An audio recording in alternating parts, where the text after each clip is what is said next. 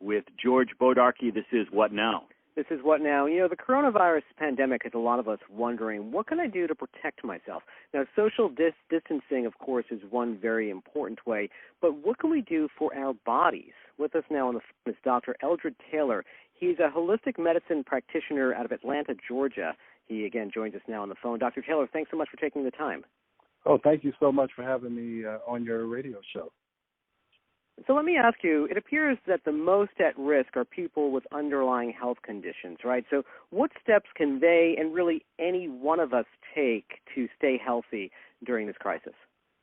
Yeah, you know, and beyond. I think the most important thing is not to panic. I want people to not focus so much on what you see on CNN about the death rate and all those things. If you look like Rudy Gobert, the NBA player that tested positive and actually shut down the NBA, he, doesn't have any real symptoms. He's doing well. So most people are going to do fine. But, he is the epitome of health. He's a professional athlete. So it seems obvious that the healthier you are, the more likely you are going to either not get infected, or if you do, you're going to have minimal symptoms. So the first thing you should do is not panic. That's why I don't want you to look at too much of the news or the bad news, is that because stress will decrease your immune system response. And we all know that if we work, long hours for a long time, or you don't get enough sleep, you're more susceptible to having some type of cold or infection. So first of all, I don't want people to panic. The other thing, to build your immune system, one thing you can do, and this is something you would have to do in the long term, it's not a quick fix, it's like probiotics. Because 70% of your immune system is in your gut, and the way to keep your gut healthy is, one, not to eat things that can damage your gut, like processed foods and things like that. But the other one is to take probiotics. Good bacteria helps to kind of control the immune system so it doesn't go overboard, because that's what happens in this overwhelming infection. Vitamin D is also very important to help maintain a healthy immune system.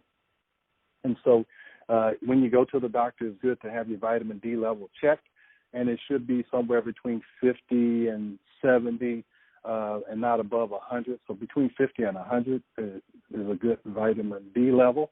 And the other thing you can do in the short term is to take vitamin C. Vitamin C has been shown to be an antiviral, and also it does something called, it helps to dampen something called a cytokine storm. And cytokines are released when the body is inflamed, and it can cause all types of problems. And we can talk about that. That's really what's going on when these people are on ventilators in the ICU. Yeah, I was going to ask you that question, Doctor. This is something that you're seeing playing out in China, right? That China is now showing signs of progress in handling coronavirus.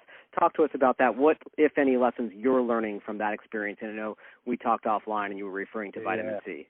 Yeah, well, if you look, you can actually look it up on Google. Look at the Shanghai government and their response to the coronavirus. And the Shanghai government recommended that these hospitals treat patients with IV vitamin C. Now, we're talking about 24 grams of IV vitamin C every day for 5 days. And where they built 14 hospitals to hospitalize these patients, they're actually shutting those hospitals down because they began using IV vitamin C.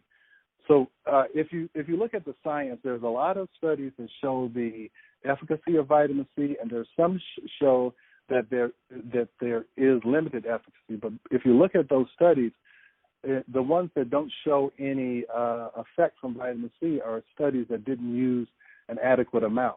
So where someone is taking 1,000 or 2,000 milligrams by mouth, the body only absorbs about 20 to 40% of that. And so if you're taking 1,000 milligrams, you might be actually getting 400 to 500 milligrams.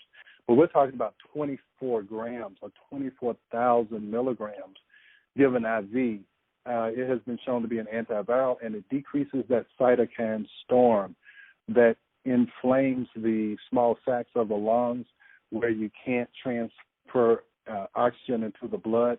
And that's what's causing these people to be on ventilators who have serious infections. So that's a lesson to be learned. And I would encourage people to, if they have a loved one who's in that situation, that is something I would encourage them to ask their physician to give that a try. There's actually a law that says if there is a non-toxic, inexpensive treatment that can be given to a patient, that the patient shouldn't be denied that treatment. And vitamin C is one of those. It's inexpensive and it's non-toxic. And so that might be the one thing that I would say that anyone who is in that dire situation, a family member, I would encourage a family member to advocate that being done. And you can't get too much vitamin C, right, Dr. Taylor? I can knock back a couple of those emergencies per day, and that's not an issue about going overboard, right? No, the only theoretical risk of vitamin C is that it can cause kidney stones. That's theoretical. It really hasn't been proven to be a cause and effect. And if you're talking about not being able to breathe or having a kidney stone, I would take that risk. All right. Doctor, just let me ask you one question about the death rate, because, we're seeing these numbers every day. These numbers are scary. How frightened should we be by these numbers that we're seeing come in and day out now? Well, if you look at the death rate, so that would mean the number of deaths divided by the number of people who have the coronavirus. And because we have such limited testing, we don't know how many people are affected. I just did a quick calculation I saw on CNN that the number of cases now that we're testing more is 11,000. Now, from what I saw, the last number I saw that we had like around 200 deaths or maybe 300 deaths. So if you divide 300 by 11,000, I just did it, you've got 1.8% or 2%. And that's been pretty much the death rate that they thought they were going to get. But you've got to think there's 300 million people in the United States. We have a limited number of tests. So really we don't have a true denominator. So the death rate could be much, much less than that. And I'm hoping with the social distancing and all the things that we're doing, I hope that we can keep that death rate, below 2%. So it's very, when you think about all this 200, 300, 400 deaths, it is scary. No doubt about it. It's scary, but you got to look at it on the big picture. There's 300 million people. This is something we should definitely take seriously, but we don't want to panic about it. Panic never allows you to make good decisions. So yeah, and as you said, let's all start by de-stressing, taking a collective deep breath right now. So here we go. Right? Feels good. Dr. Eldred Taylor, you are a holistic medicine practitioner out of Atlanta, Georgia. Thank you so much for taking the time. Oh, thank you so much for having me.